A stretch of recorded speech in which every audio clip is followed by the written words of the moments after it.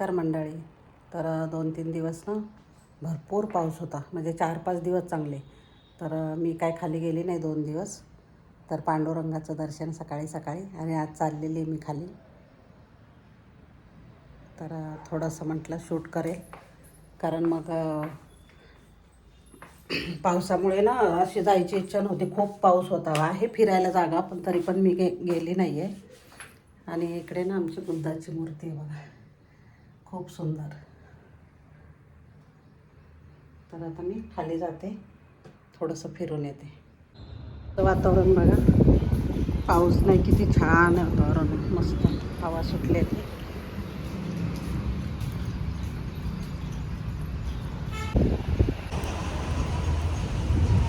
आज अजिबात पाऊस नाही, ऊन पडलेलं आहे, थोडंसं ऊन पडलेलं आहे. तर मी थोडंसं ऊन पडलेलं आहे, आभाळ पण कमी आहे जरा. मंडळी, मी घरी आली आता फिरून वगैरे, आणि मला फ्रेंड पण भेटले माझे, आणि खूप छान आम्ही गप्पा मारल्या. नंतर गीतांजली पण आली, पण मी व्हिडिओ काढायचा विसरूनच गेले. गप्पामध्ये एवढं आम्ही रंगलो होतो. आणि आता घरी आली तर मी नाश्त्याची तयारी करायला लागली. काय काय दाखवते मी तुम्हाला, काय करणार आहे ते. तर मंडळी, मी इथं पनीर घेतलेलं आहे, पनीरचा पराठा करणार आहे. तर अर्धं घेणार आहे आणि अर्धं ठेवून देणार आहे. आणि इकडे मी ऑमलेटसाठी याच्यामध्ये अंडी, थोडासा कढीपत्ता आणि हिरवी मिरची टाकलेली, मीठ टाकणार आहे आणखीन. आणि हे पनीर घ्यायचं, असं कुस्करून घ्यायचं, किंवा तुम्ही खिसून घेतलं तरी चालेल. पण हे बघा इझिली होतं, असं कुस्करलं जातं. पराठा करणार आहे त्याच्यामुळे. तर ह्याच्यामध्ये आता मसाले टाकायचे. तर कांदा घेतलेला आहे मी बारीक चिरून,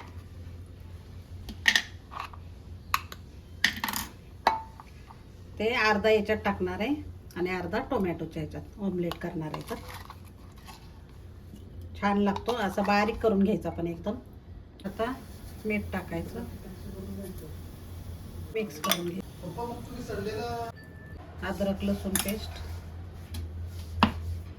आणि मीठ घालायचं.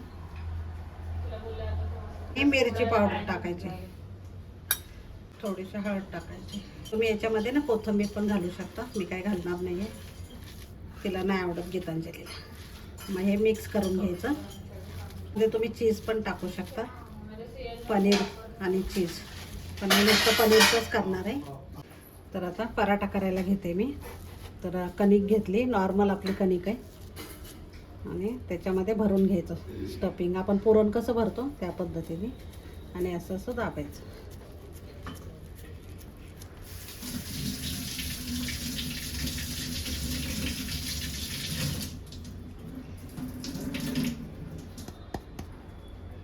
आणि हे पिठामध्ये बुडवायचं.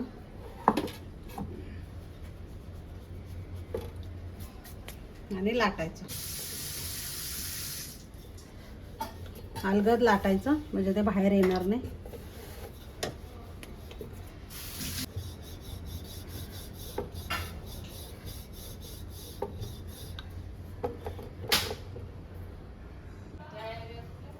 तवा ठेवलेला आहे आणि त्यावर थोडंसं तेल टाकायचं.